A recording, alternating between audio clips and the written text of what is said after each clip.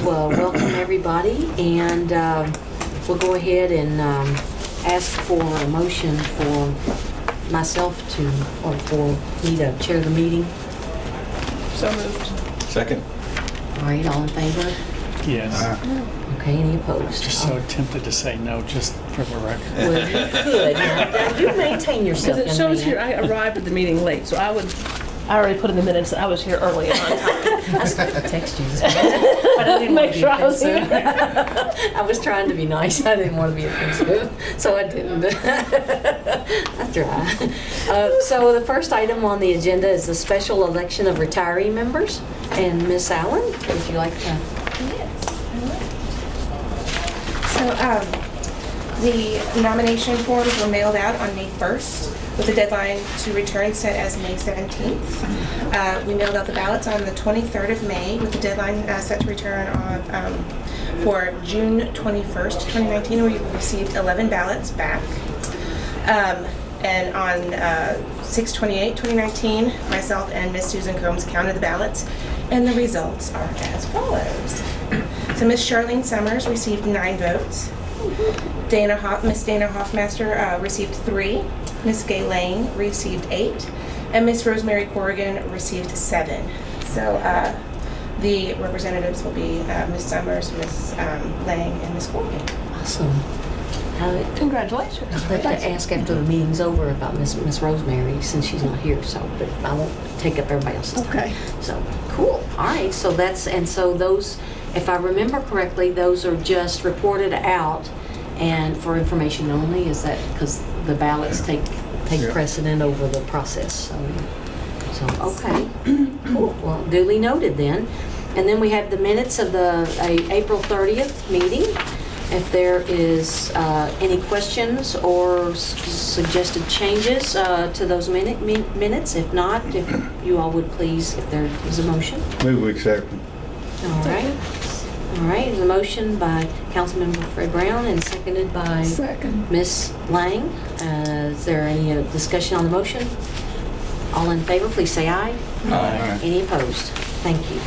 Now we have the fourth quarter expenses, which are just for information only, but if there are any questions or anything, we can entertain those now. There being none, then we'll move right on.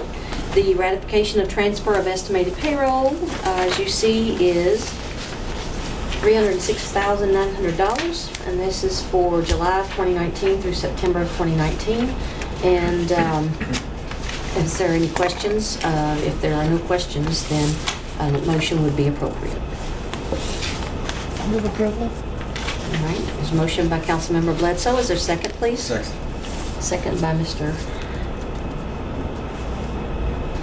Maxwell. Thank you. All right, any discussion on the motion? There being none, all in favor, please say aye. Aye. Aye. Any opposed? Thank you.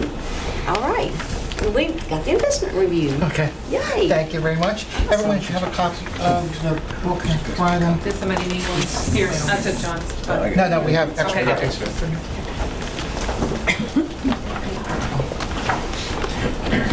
So overall, we have a very good quarter once again.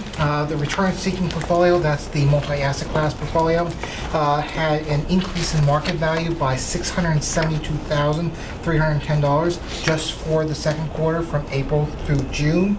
That was a return of 3.49%. This compares against the established benchmark of 3.60%. So we underperformed the benchmark, and we're looking for ways to improve that performance. Part of it is because of how our fixed income managers performed relative to the benchmark in terms of overall. Many of the fixed income portfolios managers were short of their respective durations, and during the quarter, you're going to see that interest rates dropped very, very quickly and very fast and sharply. The liability defeasing portfolio, this is the portion of the overall pension fund that's set aside in order to pay for the benefits for the actuary expectations. This portion of the portfolio also increased in market value by $330,000, $515. And then there was disbursements totaling $526,368 from this particular account, which was as expected. The return of this portion of the portfolio was up by 3.11%. Over the last 12 months, the return-seeking portfolio increased in value by $1.2 million, or a return of 6.58%. And the liability defeasing portfolio had an increase in market value of $862,266 and a 12-month return of 8.19%. So overall, I think extremely well in terms of we're seeing increases in market value on the portfolio. We would like to see them outperform the benchmark, but in terms of these are at least positive numbers going forward. So what are some of the themes in the market today? The stock market, after closing down almost 19.8% on Christmas Eve, and things were getting pretty bleak, has sharply rebounded. Year to date in 2019 through June 30th, the S&P 500 index is up 18.54%. The Dow Jones Industrial Average is up 15.4%, and the NASDAQ is up 21.3%. On July 12th, the S&P 5 index closed above a level 3,000, so an all-time high, and we continue to hover right above 3,000. So in terms of the markets from an equity perspective, things all is well. The job market continues to be strong. The U.S. economy added 224,000 jobs in June. It was a very strong comeback in May. We saw a little bit of weakness in May, and people were saying that maybe this is the start of weakening job numbers. And just 1 month later, we got strong numbers again. The unemployment rate rose slightly to 3.7%, but this is near 50-year lows. So in terms of only less than 4% of people looking for jobs are unemployed. And from economist textbooks, they would say that this is full unemployment, that there's always going to be some number of people that are unemployed, because if you're transitioning from one part of the country to another, you're temporarily considered unemployed. So there is just going to be a natural unemployment rate in the economy. So the discussion has been for the last several years on when is there going to be almost employer empowerment, where this tight labor market is going to cause employees to basically pay up. And we haven't seen that really translate into higher hourly earnings. Over the last 12 months, hourly hour earnings is up by 3.1%, very still modest levels. And in the last month or so, Federal Reserve Chairperson Jerome Powell indicated that there might be a disconnection between a tight labor market and wage pressures. That because of the advances in technology and the ability to go digital, if employers ask for more money, that okay, we're just going to adopt the technology more quickly. So in terms of, we might not see a rapid run-up in wage inflation. But I'll tell you one thing, trying to hire skilled people is very difficult. Oh, exactly. Yeah, in terms of, if you break down the unemployment rate based upon education, Yes. it's really localized into those individuals that just have high school degrees or less. Right. That Right. the unemployment rate for individuals with college degrees is just around 2%. Right. So, Did you break it down by sector? That's interesting. what in terms of Unemployment? degrees, yes. Not in terms of degrees, but by sector, as in terms of like education sectors, government sectors, I or think there might be some statistics. skilled workers. I'm just curious. Yeah, okay. Awesome.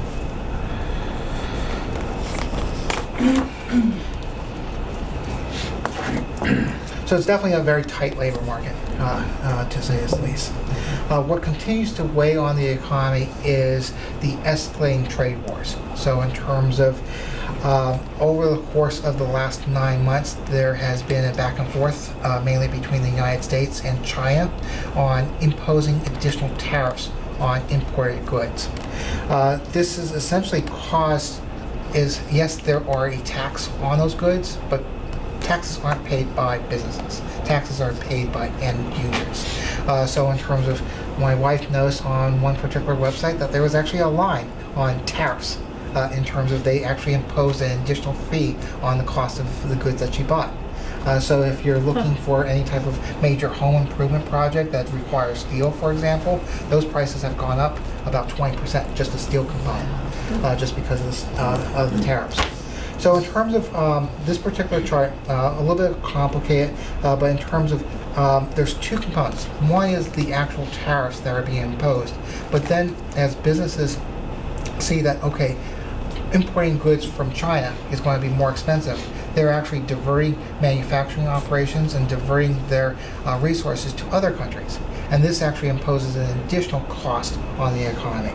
So in 2018, it was roughly around $50 billion, but you can see that the deadweight loss increased quite substantially in 2019 and is running about $79 billion. So what does this mean? It's having an impact on the average household. And that impact has increased from $414 per average household to $831 this year. So the tax cut that was supposed to be stimulative, that was passed in December 2017, essentially has been wiped away because of these tariffs. So essentially there's an offsetting effect. So we're seeing slower economic growth because of these tariffs. U.S. GDP growth during the first quarter was 3.1%. We just actually got second quarter GDP last Friday. People were fearful that that number would come in the 1.5% range, but it actually came in at 2.1%. So much rosier than expected, and definitely has helped keep the stock market at its highs. One of the leading economic indicators is the ISM Manufacturing Index, and as you can see, that has slowed down quite considerably. So in terms of levels that are above 50 means that there's still expansion in the manufacturing sector, so it's quite positive.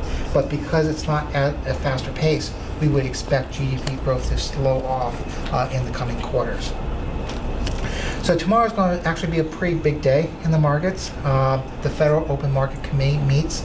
This is the board that sets overnight rates, and what is widely expected by the markets in terms of the markets will be quite disappointed if the Federal Reserve doesn't cut rates. So the expectations are about a 70% probability that they're going to cut rates by 25 basis points, and the rest, the 25%, is market expectations of a 50 basis point cut. So in terms of no cut is definitely not on the table. So it's either going to be 25 basis points or 50 basis points. So what the implications are is that if you have short-term, like on a personal level, in terms of looking at locking in CDs or so, you're probably going to see CD rates go down over the next couple months, because in terms of the Federal Reserve has definitely taken an 180-degree about face from a policy of raising rates for the last several years to now a position that they're going to decrease rates. So we've already seen that factored into the market, and you can see that on the charts on page 9. The 2-year Treasury note almost touched 3% back in October, and now it's down to 1.75%.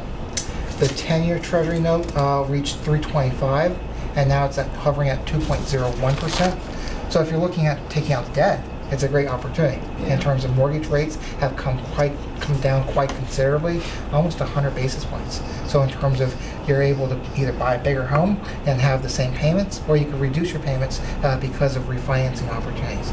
And I've been hearing several of my neighbors, because now home valuations are more in line with what they might have originally taken out, are looking for opportunities to refinance at these lower rates. So in the grand scheme of things, it's like many people think about the 80s when it's like interest rates were back in the 18-20%. It's like most people around here probably had mortgages that were in the 8 to 10%. It's like, when are those times ever going to return? Probably not for a long period of time, because now, right now in the U.S. across the globe, there is $13 trillion of investors that are willing to loan money to their sovereign governments, so the governments of the United Kingdom, Japan, Germany, at negative yields. What they're basically saying is that if we buy German bonds, we will actually pay you for the opportunity to invest in your German bonds. $13 trillion. So in terms of, you're not getting paid anything on these investments. So with the United States government paying you 2%, based upon everyone else in the world, it looks like a great deal. So that's why we're probably going to continue to see inflows, purchasing U.S. dollars, the strength of the U.S. dollar, and that there is going to be essentially a ceiling on U.S. Treasury yields. That it's not going to matter that the U.S. economy is doing well. The rest of the world is just doing very weak. poor and weak. So it's like we're going to see an influx of monies. So that's the overall context of the economy. It's like we're probably going to see lower interest rates or interest rates at current levels for a while. This accommodative monetary policy stance by the Federal Reserve looks very positively for the stock market in terms of when you don't have an alternative to invest in fixed income securities at an attractive yield. So let's just plow more money into the equity markets, and that's why we've been seeing strength in the last couple of weeks in the equity markets. Overall, just some general themes behind tab number 1. The U.S. has done quite well. So in terms of if you're an investor in the U.S. stock market, you're doing better than an investor in other global markets. This can be measured by the S&P 500 index. Over the last year, index returns were 10.4% compared to the International Equity Index, which was only 1.08%. So investing here in the U.S. was a lot better. Fixed income securities, because of that sharp downturn in yields, have actually done quite well. The Barclays Aggregate Index actually returned a return of 7.87%. So we had periods where there was negative returns for the fixed income, and in a matter of 6 months, everything reversed itself. So there's more details behind the portfolio. I'm not going to spend too much time, but in terms of the last slide, the one with the colorful charts right before tab 2, just going forward, we continue to feel pretty strongly about the domestic equity market. So we still have a tilt towards that. Equity markets, international equity markets, we feel are going to be hamstrung because growth prospects globally are much weaker than here in the United States. Fixed income securities have done well. I think we're going to still be in this state of maybe a little bit lower rates. The Federal Reserve not only is expected to lower rates tomorrow, July 31st, but they may lower rates again later this year. So the market expectations are if we only get 25 basis point cut tomorrow, we might get our 50 basis point cut over the course of the next 5 months. So definitely a downward trend for fixed income yields. And then the planned portfolio summary. Behind tab 2, the highlights are on the first page. The total funds over the quarter generated a return of 3.49%. The one-year return was 6.58%. Both were underperforming the benchmark, but you can see longer-term performance over the last 2 years, the last 3 years, were outperforming the benchmark. So in terms of a temporary period, and mainly it was being hamstrung because of our fixed income allocations that were not tied as closely to the Barclays Aggregate, which has a very long overall duration of the portfolio. So I think the markets in general and individual investment managers were looking at something, okay, the Federal Reserve just in December was saying that we're still on course to raise rates by 2 or 3 times in 2019, and all of a sudden in a matter of a month they changed from that course of action to, no, we're going to cut rates. Like, didn't you just say that we were going to raise rates? And I think that definitely surprised a lot of individuals in terms of what changed the course. And is it driven based upon weakness in the domestic economy or some other factor? And basically it was some other factor in terms of the Federal Reserve, instead of just abiding by its dual mandate of full unemployment and keeping inflation low, they were taking in additional considerations such as an insurance cut. So let's cut rates before things get bad, as opposed to let things get bad and then cut rates. And then the other thing that has definitely changed is that they don't think wage pressures are going to materialize. In terms of, even though we have a tight labor market, we're probably not going to see a spike in wage inflation because we haven't seen it for the last 3 years, and we've been trying to anticipate that for a while. So very good overall performance in our opinion, and you can see that when you break it down to the fixed income piece, you can see that's where some of that weakness is in terms of the one-year return on the next page was 7.47% for the fixed income portion of the portfolio compared to the benchmark, which is 7.87%. So 40 basis point drag there. So in terms of behind tab 3 is the liability defeasing portfolio. That is continuing to perform quite well. We actually have seen a unrealized market value gains. That the sharp drop in rates have resulted in those securities that we originally purchased back in 2016. They actually show that's like, okay, those were actually timely purchases at yields higher than they are available today.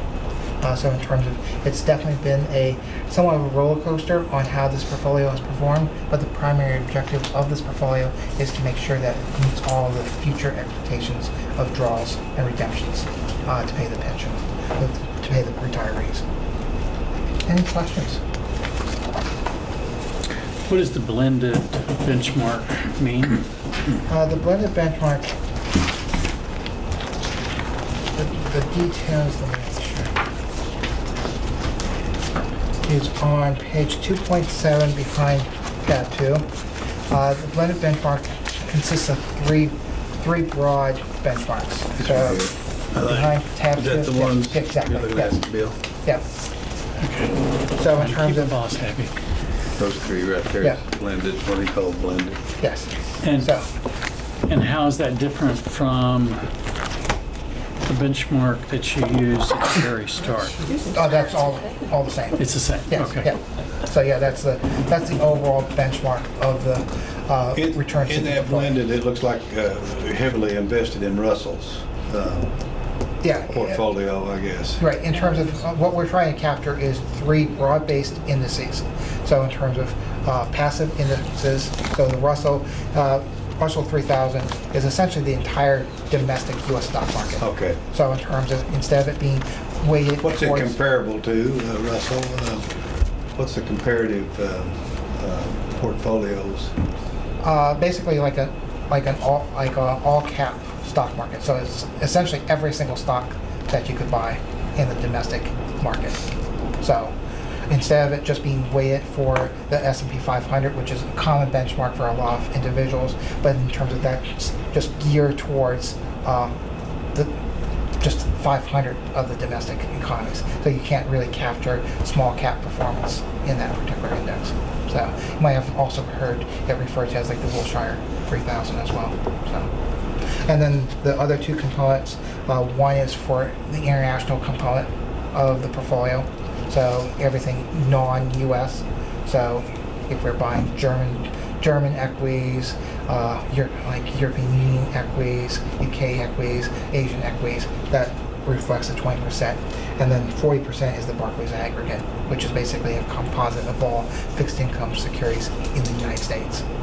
So that's the fixed income part? Yeah, the Barclays aggregate, the third Okay. one. So overall, it's a 60-40 blend, so 60% equities, 40% fixed income. And Has that been historical, 60/40? since PFM started managing the portfolio, yes. So as part of Since 14, 60. 16? Yeah. Oh, okay. So in terms of a pretty lengthy process of understanding the overall risk objectives of the portfolio, and that's what we sort of settled on in terms of a nice balance between, okay, a diversified fixed income portfolio to make the highs and lows a little bit dampened. So, Would you do a 60/40 if you were 50 years old? I'm not talking about, I'm comparing Right. what an individual would do versus what we would do as a pension.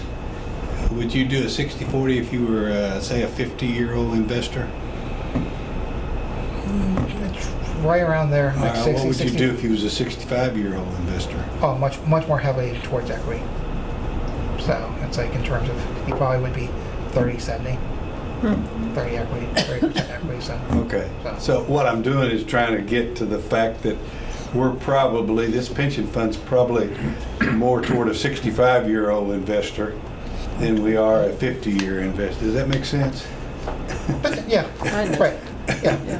See what I mean? There is that So the- component too. But in terms of, So the 60/40, I don't know if that percentage is, Well, you see what I'm talking about? I am, but this is an aggregate, and you have to understand we now have two different sets of investment philosophies, and one is the defeasement, which is all your fixed income right, laddered investments to make sure that it does 100% pay for all of the liability that we have. Well, that goes into that Barclays, because 100% of that Okay. is put into fixed income. Then you have the revenue seeking, which is heavily into the It's a stock 60-40. market. It's the 60-40. Right. No, it would probably It'd be be more heavier, than wouldn't that. Be more than that. Isn't that return seeking higher in No, equities? it's just 60/40. It is 60/40? Yeah, on the return sequence, right. For the revenue seeking, but the defeasance, which is the It's other one, 100%. 100%. Okay, so that's where our Right. So Yeah. we're protected. conservative Right. cushion Yes. is, I guess. Yes, so in Okay. terms of all your liabilities, in terms of based upon your actuary estimates, are going to be covered. So in terms of the return-seeking portfolios, how much risk you want to take on. Yeah, okay, And that's gotcha. definitely a question. I just did So, reacquainted with that right. philosophy. So part of your analogy, in terms of how, is that you're 65 years old, you set aside liquid assets to cover every single possible trip that you could think of for the next 20 years, going to like all over the world, and then you still have money set aside. And that money that you're going to set aside is for your beneficiaries. So do you want to see the fluctuations in your portfolio, or it's like, do you want to grow it as much as possible for someone that's not going to necessarily benefit you, but you would want to have it grow further. So, and that's always a question. It's like, if you see it on your statements and your portfolio is down by 19.8%, is it going to cause you heartache? And if it does, it's like, why should you suffer? Like, why should you take on that heartache, as opposed to it's like having a more stable portfolio? But in terms of long term, if you're thinking about, okay, you're 65, you're planning on living to 90, and then you're giving it to your children or grandchildren, then it's like, it could essentially have almost an indefinite life on that portion of the portfolio. So it's definitely a interesting conversation, and I'm not sure if there's a right answer, partly because you're probably one of five, like less than 5 closed like pension funds in the entire country that's overfunded. So you're closed and overfunded. So it's a very unique situation. Put that on your resume. Yeah. So in terms of like what's the right appropriate strategy, probably there's not been that much like research done on just like this type of scenario. So and there's just like concerns, and I think in terms of we've bounced around, and I think that might be one of the next items. Like bounced around, it's like, okay, can we like, is there any benefit to grow the portfolio more greatly, or just have more downside protection in the portfolio? And that's always been something that you as a board have to kind of instruct us. So. Well, thank you. Are there any other questions, Mr. Halford? I still have one. Yes, sir. Okay, Mr. sorry. Mayor. Page 9 and before the first tab, Sure. and you've got the yield curves. Yes. Tell me about an inverted yield curve that we're hearing all about. Okay. It happened after June 30? Yes. Okay. Yeah, it's like we've been in a situation where, so an inverted yield curve is a situation where short-term yields are actually offering higher yields than longer-term maturities. Say it again. Okay, so in terms of a inverted yield curve is when the short end of the yield curve, so short-term 3-month Treasury bill obligations, actually have higher yields than if you go out further along the yield curve. So You can get a car loan for less than a mortgage? it should, no, because You get a have different 3-month risks. Yeah, you have CD to- yeah, for a better return than you Right. can a year, Yes. A year? yeah, Okay. which is Yeah. crazy. right, But we are now in that situation, yes, and you have the manufacturing that is on a, on a It was- decelerating pace, yes. yeah. So those are two leading indicators Yes. to a slowdown in the economy. Yes, Traditionally, but we're not into traditional economics right now. right, right, that's, so in terms of, inverted yield curves have been one of the best predictors for pending economic recession as well. So in terms of, it's not anything to ignore. I think this is part of the reason why the markets are anticipating a very aggressive action by the Federal Reserve to lower rates. And then at the end of that period is the Federal Reserve setting policy, or is the market just driving the Federal Reserve to set the policy that it Will that desires? drive the bond rates down too? It's already driven them quite substantially lower. So in terms of tomorrow's announcement on whether or not this is, okay, an insurance cut, or that they sort of see that there is slowing economic activity and this might be one of several cuts, is definitely what the markets are looking for. So We we're can going to... bond some more money then.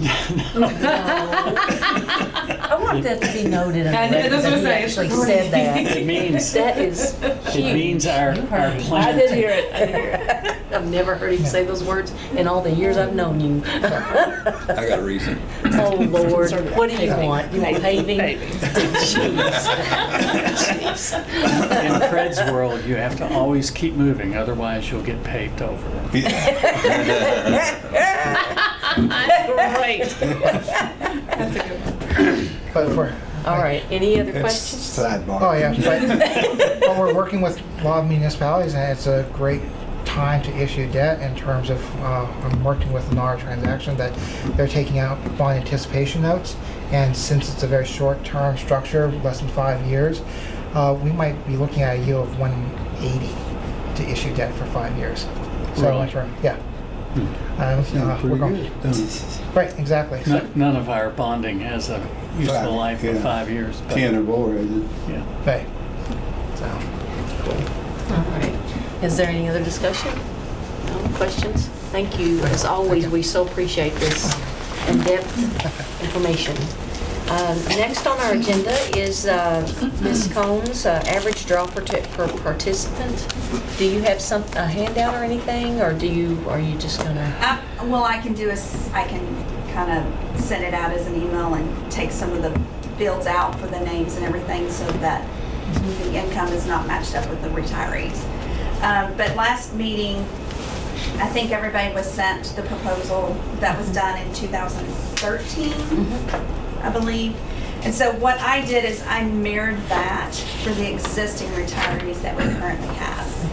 So a background, we have 56 retirees. We have 15 retirees and 41 of those are widows. The average age for the retirees is 83.6. For the widows, the average age is 82.64. What I did is, like I said, I mirrored what the ordinance was in 2013 for the existing retirees, just to give you an idea of what the difference would be from what they're currently getting paid and implementing that statute or that ordinance again. On a monthly basis, the actual retirees, the 15 retirees, their monthly income would go up about $1,100 for all of 15 of them.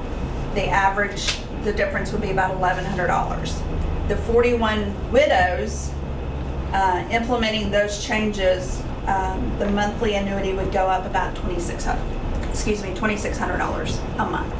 But that's for the total of the 40. Yes. What's the individual average? Do I have the What? individual average? In other words, an It's going individual up person. more than twice the retirees. Because there's Yeah. more of them. More of them. Yeah. But Yeah, 'cause there the is amount per I thought we were individual. talking about per person. No, not. No, Yeah, that's what I was you asking. didn't do I'm per doing- person. You No, did I did aggregate. total because their incomes for the retirees fluctuate Okay. like, So 1,100 for 15 Can you give us a range? retirees, and then, okay. what they're making now. Just like a range of how much individual is it? $15 more a month to $100 more a month? Yeah, because right now I have a retiree that's making $500 a month. And then I have one that's making almost $5,600 a month.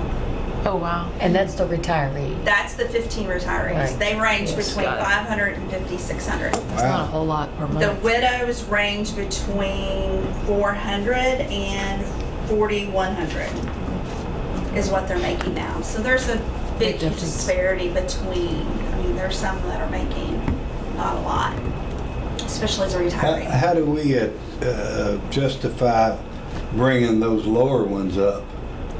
Or would we have to do it across? Yeah, I I think don't we think do it Legally, across. would we? I don't think. Yeah, they would have, I mean, the best way is implementing the same. Because we had the people that were making $100 or less, we raised to $300. So you have done it So we before? have done it before. Been a long time, but we have done it before. So you're saying we can't do it now? Well, I think because the way the ordinance was done in 2013, it took into consideration how long they worked here. How long they worked here and what was the other one? And their income range. So if they were making less, they got a bigger bump. But then you added in how long they worked. So hypothetically, the individual that worked, that's making $500, she worked here for 13 years, 13 and a half years. Whereas some of them have worked 37 years here. So it'd be hard to justify giving the person that's making less but worked here less more money than somebody that gave 37 years worth of service. Other than what we did before was we raised the minimum. Yes, and that would be, I would think, would be across the board. He would have to do it. We hadn't had a discussion on the city. No, which is why I think the last time they talked about, we just did it 8% for everyone and called it a Yeah. day. Yes, Bill? Yes, Bill. He's churning. Well, I need to ask you all what you think of this proposal, because from finance, we got a whole lot of distress calls last time.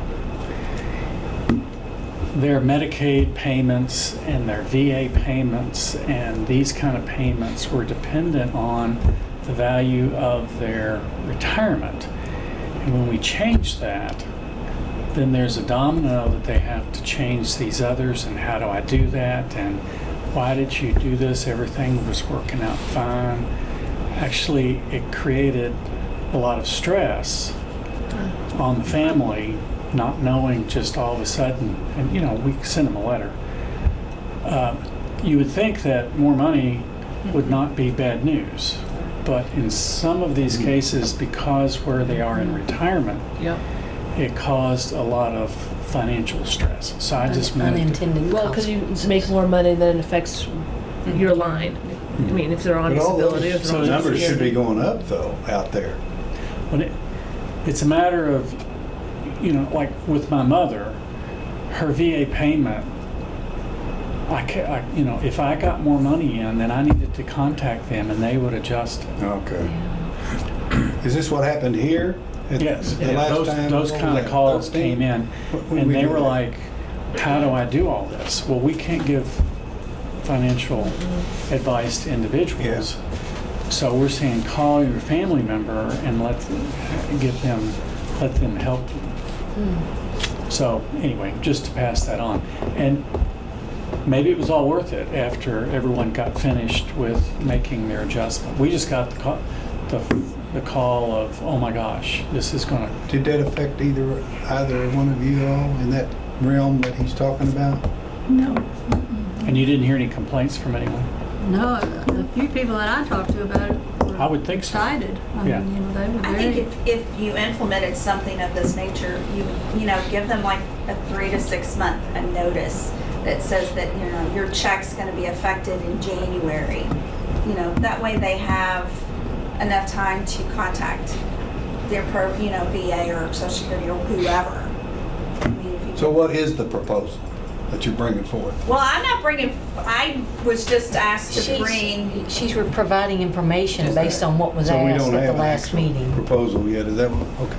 no, we don't have a proposal. I just mirrored what we did in 2013 to give you an idea of what the average of the monthly annuity would go up.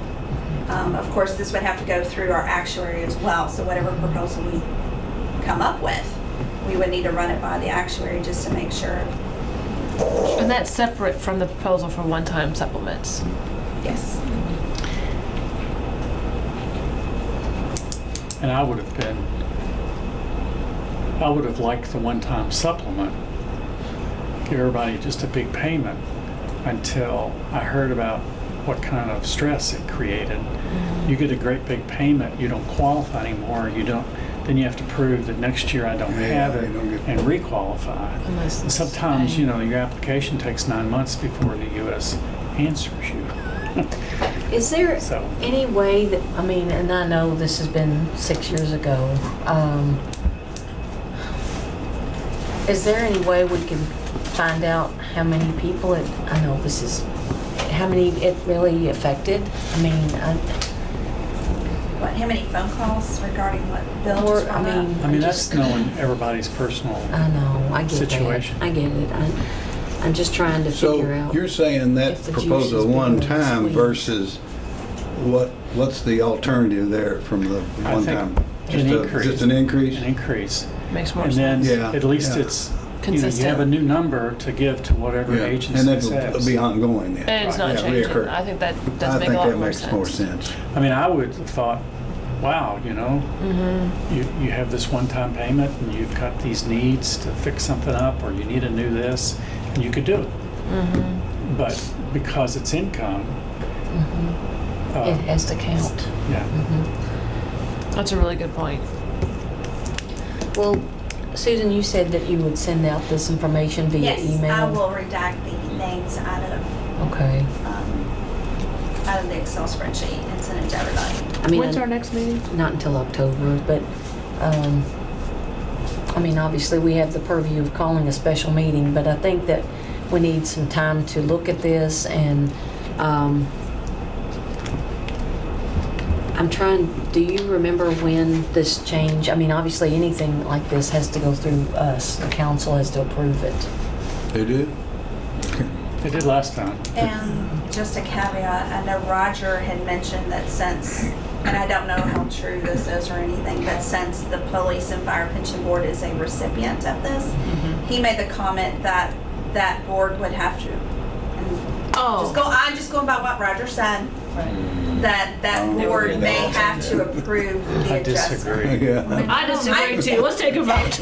I don't know. I don't think the pension board If would there's have nothing an issue left, with I can see them but- doing it, but So why would they have to approve it? Well, I mean, I'm just going by what Roger said. Because you're taking more money out. I understand his They- point, So- but I do. I understand the point. I just But don't. it's currently under this board's purview right now, Right, yes. Yes. and the way I I look would- at it. Yeah, it has to. And I can. Well, even if council approved it, it would. I mean, Yeah. I would think that would have a just bigger mimicking stake what than- Roger had made a comment. We about. understand. We in my, understand. speaking he from made a a big Holiday stickler about Inn that. where non-lawyers stay, I'm not a lawyer. But to me, if the Police and Fire Pension Board had a problem with it, the time for them to enter into the discussion is when it's presented to council. Council decides. I think that you're right. I agree. We propose. We propose. I That's think you're correct. Yeah. Because this board has always been in the situation where it would propose, when it comes to the salary, because it's under our 6.12 of the charter, I think. No, not 6.12. It's in our, huh? Section 907, you mean or under the In our code of ordinances. Yeah. 704? 704, okay. And how it's laid out.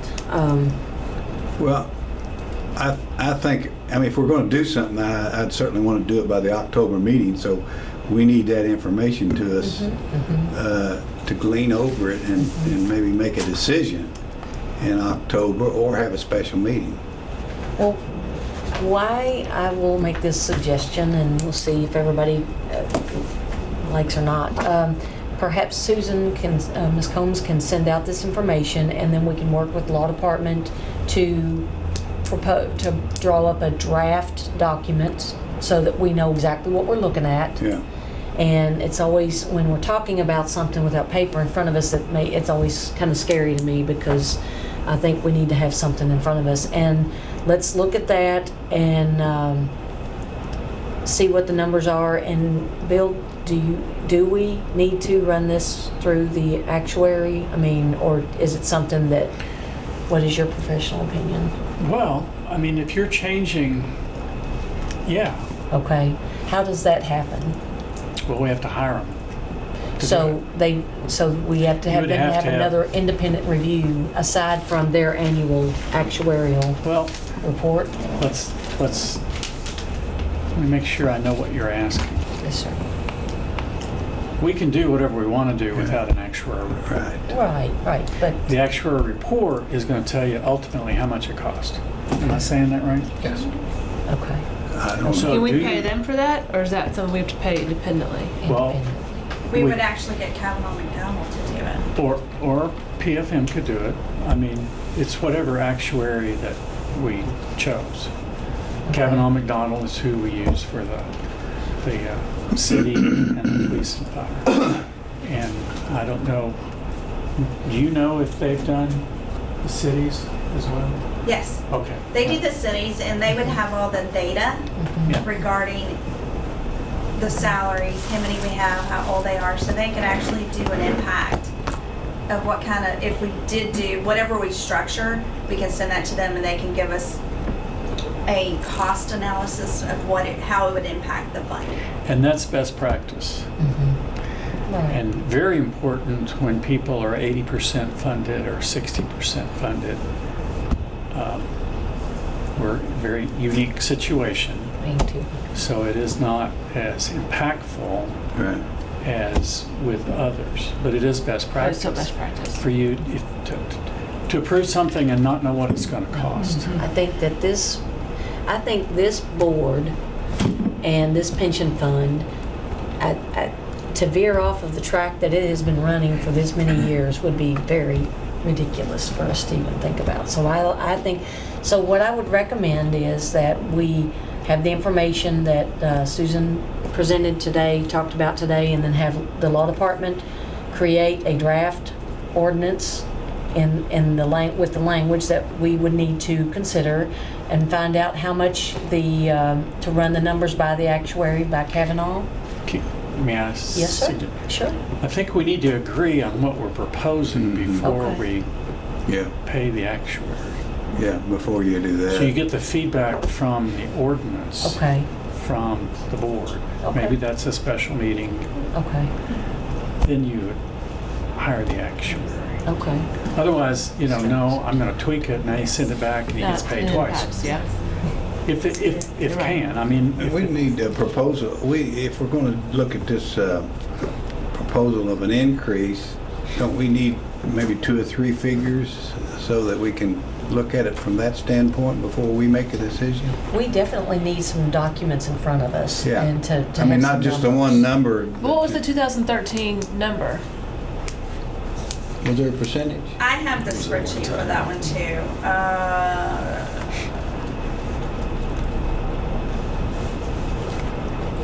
Oh, I see what you're saying. Those were two different. That was the one-time beneficiary one-time. as opposed to Oh. the monthly increase. Oh, okay. I apologize. But we're thinking right now of one. What was your number? Monthly increase. Well, the difference was 23,800 on the monthly change, and for actives, or for the retirees, and for the widows, it was about 47,000. So there's a big, Does it translate into a percentage? I don't have that Okay. with me. But what I can do is I'll send you what I have for 13 and what I have for now, redacting the names. And it'll be it'll have 2 different worksheets on the Excel spreadsheet. So it'll have one that says retiree, one that has widows.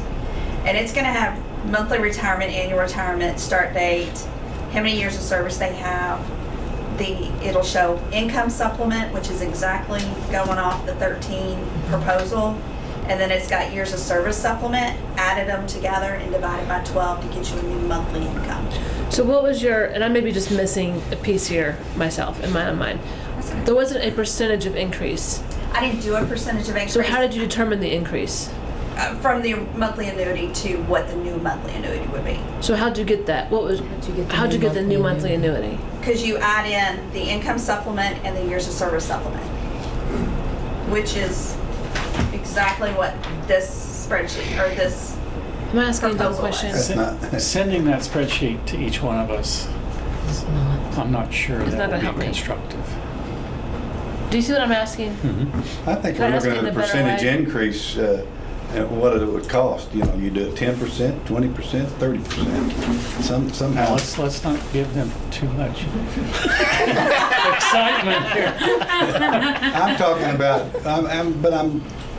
whatever the percentage you're talking about, Right. what's that gonna cost us? What's that gonna cost? Because those numbers that you just said were fixed numbers. The income supplement and the years of service supplement is a fixed number, and it's based on what they're making currently and how many years of service they worked. So that's, So instead of giving it hypothetically, once, giving it recurring. It's a one-time supplement that you add it to their annual income, and then you divide it by 12 to get a monthly income. but one time means the second year they didn't get it? No, they did not. It's a one-time thing. Right. It happened Yeah, January, I that's think, what of they- that We're year. talking about two things. We wanted an increase of X amount per We month need their moving base forward. now. Well, it'll show it on the spreadsheet. Their base now Okay, and their annual now. let me make a better suggestion then. And I think if I can, Bill, will you and Susan work out to show two different plans? One, it's to give us a more definitive picture of what you're talking about today with changing their monthly salary based on these supplements you're talking about, and then also look No, at, Not based on the supplement. okay, No, based well, on it. whatever she was just talking about. I'm trying not, and then a one-time supplement. Does everybody agree there's two different things? I right? don't agree I'm- with, I'm confused. I don't agree with even considering a one-time supplement. I think the point was, let's Let's take not that make off it- the table. yeah. So that it's not here 1 year and Don't gone make next. it complicated.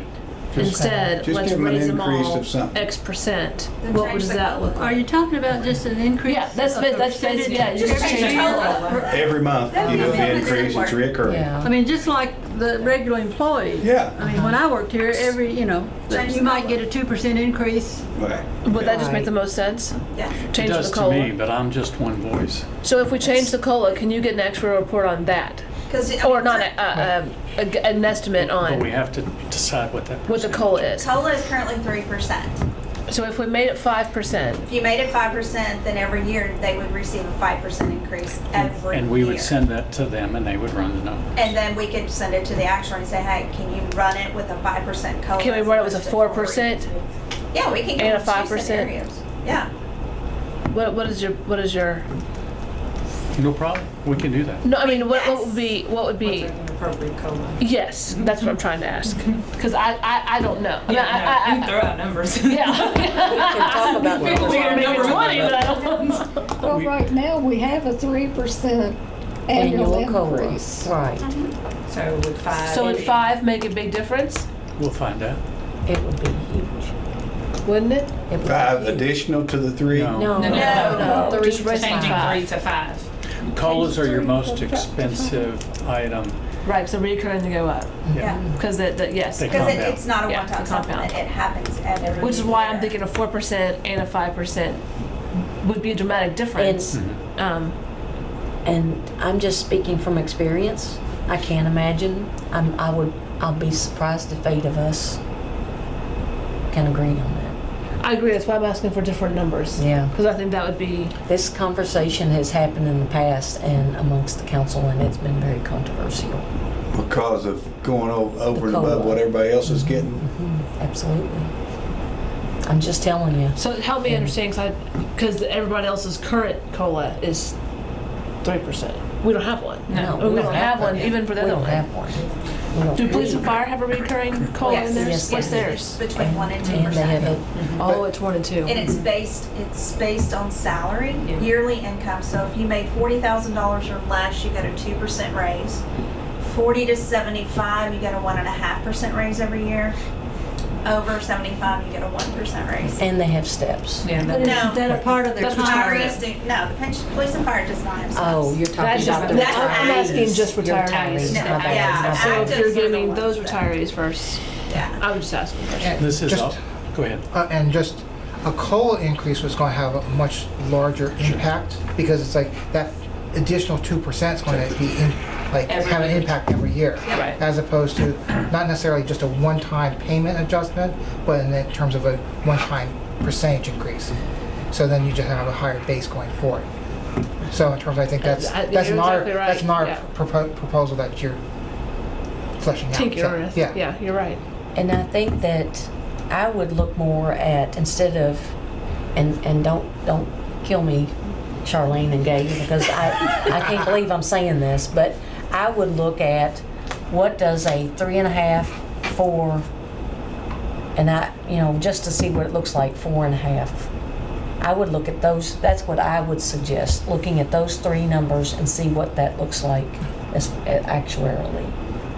And not do the 5, because I got a feeling 5 is gonna flip Oh, yeah. some lids. But from a COLA increase, but if you did a one-time, like, adjustment, not that it perpetuates, so in terms of that all retiree benefits go up by 5%, and then future COLAs go off of that higher number. Oh, you're saying See, that's what I'm trying to avoid a and COLA then- conversation. Right. If police and fire is 1, 2, It is. and we're not giving to anybody else, the consistency argument, I think we lose it. I think will become an issue. You're right. I hadn't really thought about that.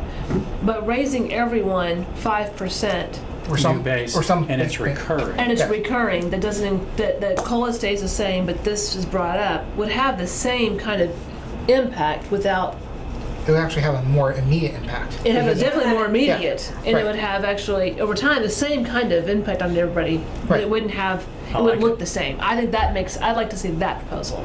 Does that make sense to you? I think I And that, so an impact on raising everyone's, a one-time. raising it one time to X, Right. up X, where the COLA stays the same, but the impact of the COLA would the impact of the Yes. raise would impact it The COLA. similar to a That's COLA, just- Yeah, that's natural. Yeah. Yes. without it, So without raising calling everybody's it base once. Right. something, raising it to something. And the But question is, what is that not what you something? said that you got the calls about when it was a one-time lump Well, sum? but the one time meant it happened 1 year, right? Right. Yes. And then So- the additional payments didn't occur in year 2. They went back down. Right. So in this way, it would stay up and consistently stay up, Okay.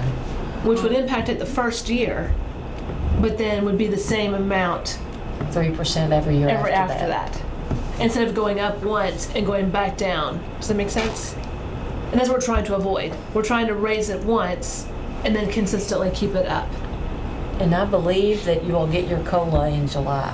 No, they When are. is it? It's dependent on your anniversary year. Oh, is it? I Okay, get okay, so it's not mine the same time each year then? November. Okay, my bad, It's my bad. different months. I'm different not to for every- complicate things here. Individual. Okay.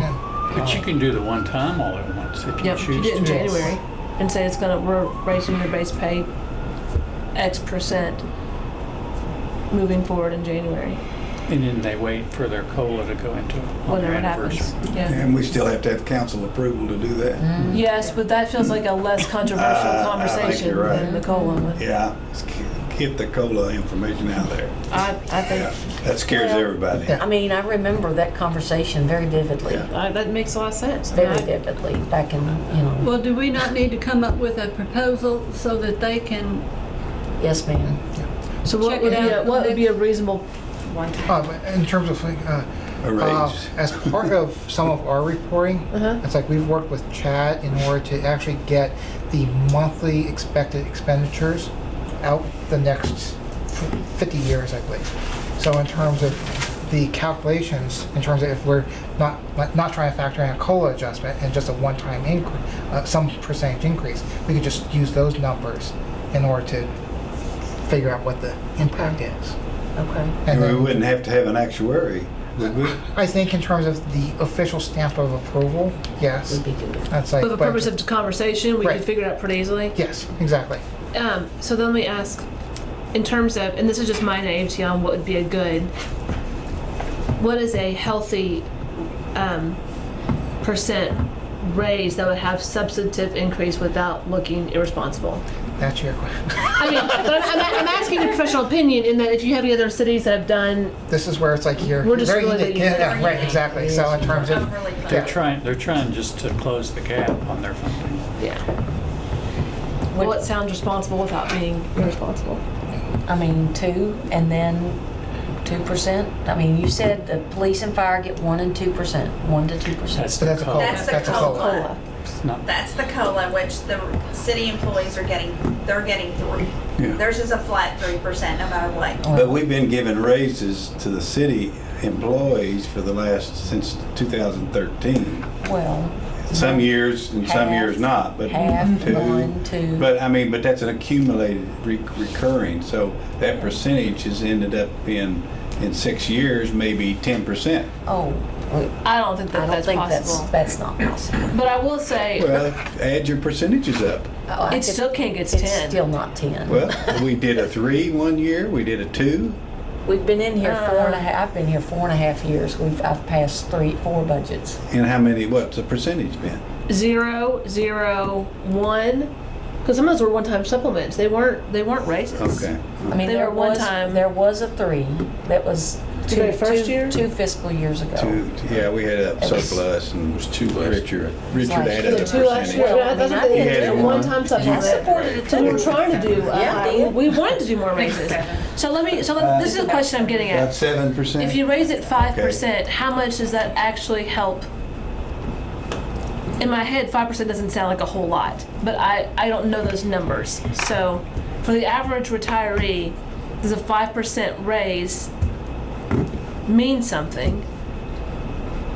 Or is it a 20% raise means more something? Gay, Charlene, your all's input here. Well, I think it's going Your to, you've got retirees. somebody here drawing $500 a month and somebody else drawing $5,000 a month, so it's going to mean different things to different people. That's true.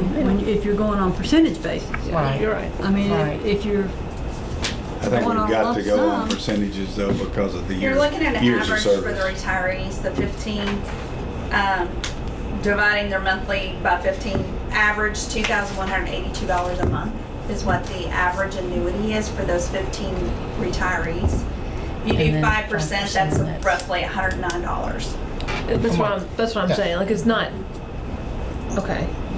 A month. Nothing's That's gonna break the 5% bank. of the average of those I'll tell you 15, that, right. so it's $109 And we can, extra a month. we can defend that by the fact that they have not got a raise since 2013, right here. Even though they're retirees. They They get get it. COLAs. They get COLA, They get that's right, COLAs. but that's not a raise. Here's the argument. Yes, it is too. Here's the argument I predict you will hear, is that was the calculation for the retirement. You're changing the calculation for their retirement after they've retired, okay? In this case, since it's not a COLA. Because we have had excellent investment returns. But is that fair to everyone who's just because they happen to live longer?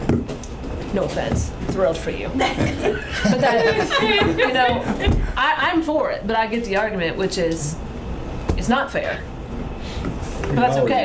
It's not going to be fair. Because what's being said there is, we want that money left over. Well, Well, yeah.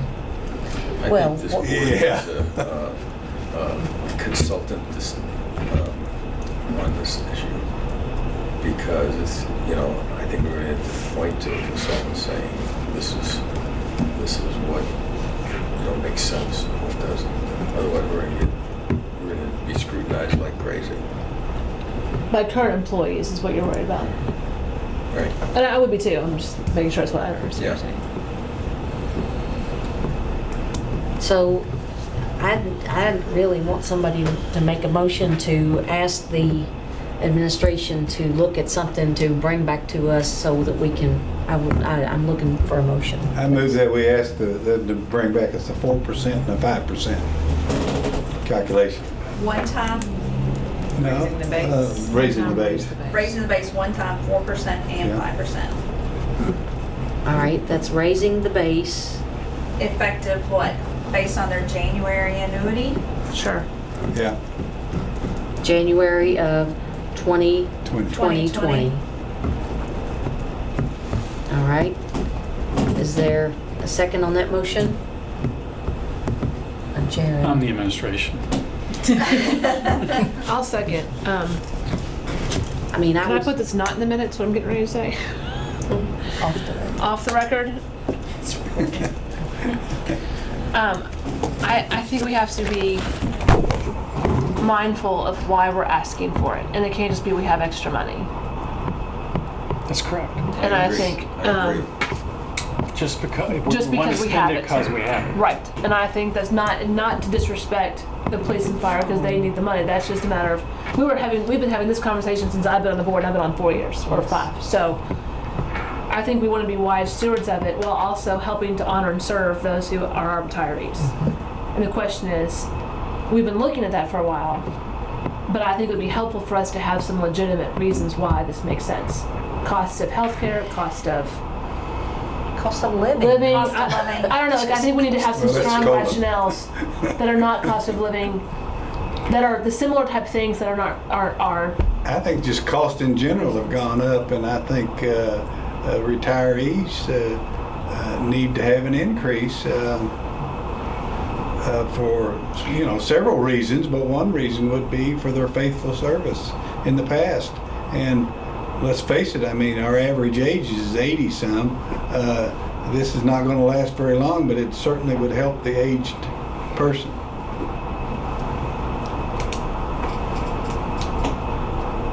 I think your average, we could do something with. I mean, that means the average is $24,000 a year. That's it. yeah, it's not a lot of money. Right.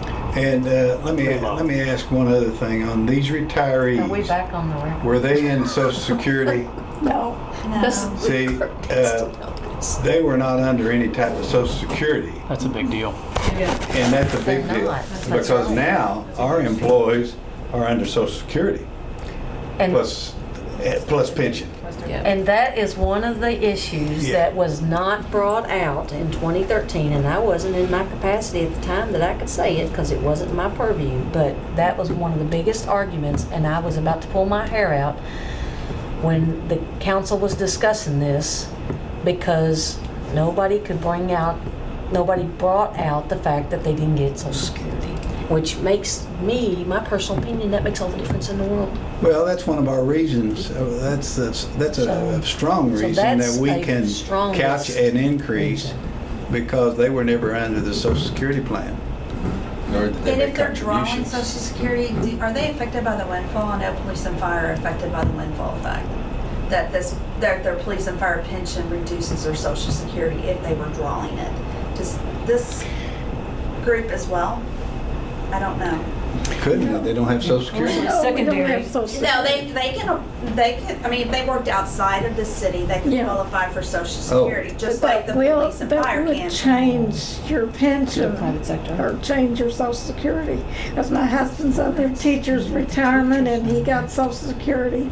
And they reduced his Social Security That's almost 60%. because of his pension. Yeah, Yeah. because it's the windfall effect. Right. The state of Kentucky has it.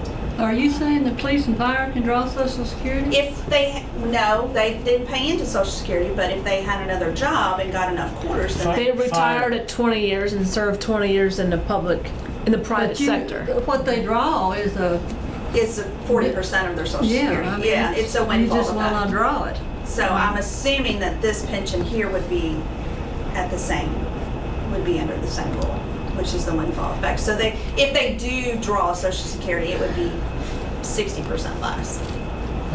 So, And I think that we need to clarify because I know for a fact with in my mother's situation, she's a retired teacher and because she could not draw Social Security with the teachers, she could then not draw on her husband's or my dad's so I would assume Social that this Security. pension So would if have that's the same. case with this retirement system, then that's different than the windfall.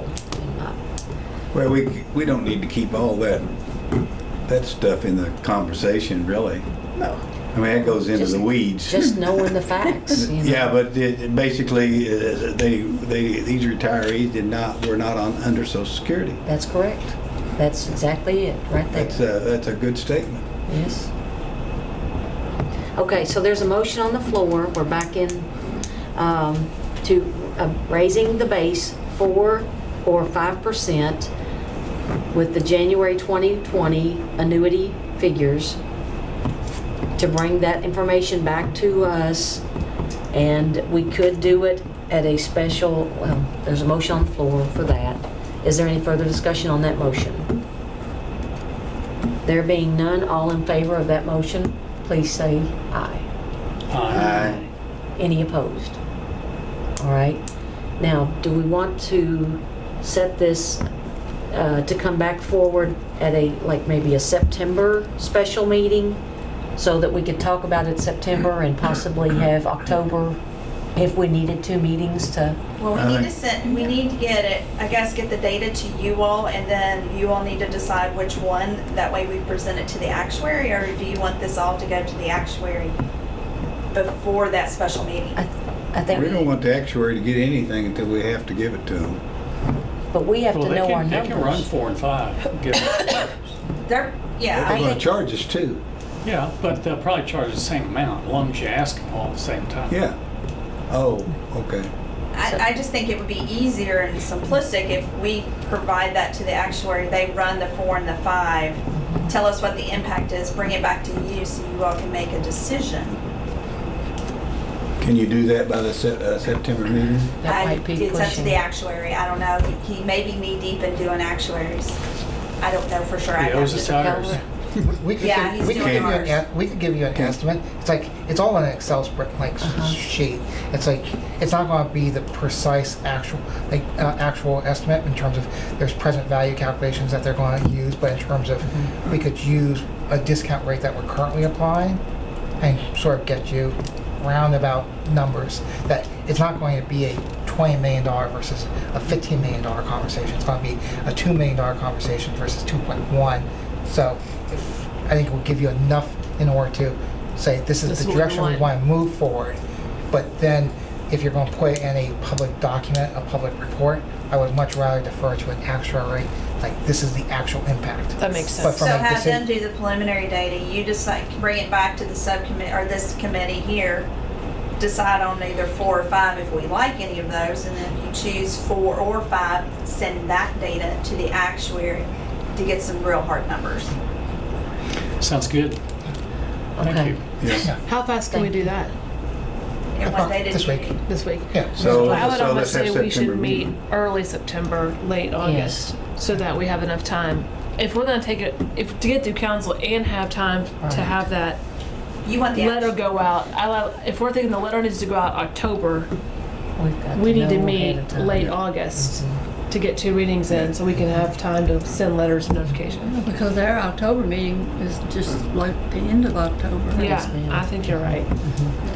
So, do we want to ask Mrs. Allen if she'll send out a next date? I mean, I don't have If he's gonna my, have it soon, you could probably have another meeting in August. I don't have. I'm my- fine. I don't have wanna- My computer, my phone Depending is on with how Kenny quickly because you it's can get the getting data fixed. back. I don't have Well, a calendar. We could do it So- late, the last week of August, like the 20th that week, we're back, or the last week is the next week.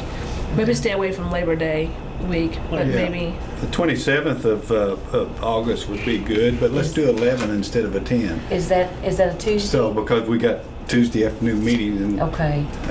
that would be, my preference would be maybe to move it up an hour. Tuesday, the 27th at 11. Mhm. I could do that. I have no idea if I can or not, but I'll shoot for it, so I'm naked without Tuesday the problem. 27th. And we think we can get all our We'll have to, information? we'll have to confirm the conference room and all that if you all can. Yeah, Okay. that's plenty of time. All right, so it might be good if we go 5 ahead and weeks. have a motion on the floor to set a special meeting for Tuesday, 27th at 11 a.m. So moved. Second. All right, any discussion on the motion? All in favor, please say aye. Aye. All right, thank you. I Any got her in my opposed? book. My black book. They put it on their phones. I'm gonna have to go in there. Well, I don't If it's right not on now, my 'cause phone, my I'm not showing calendar's up. all booked up, so that's what's getting fixed right now, I pray. Okay, so Susan Combs, the other item on the proposal for one-time supplement to pensioners and beneficiaries, I mean, did we just pretty much just We kind of covered gone? all of that. Okay, all Yes, right. ma'am. And then the actuarial evaluation report is the last item on our agenda. Do we want to have that discussion at the special meeting instead of today? in time, Yep. light of time? Yes. Yes, okay, all righty. All right, thanks, everybody, I appreciate it. Is there any further discussion? Move adjourn. Move adjourned, second? Second. All right, yes, all in favor, say aye. Aye. Aye. Any opposed? Thank you. Excellent job. Good.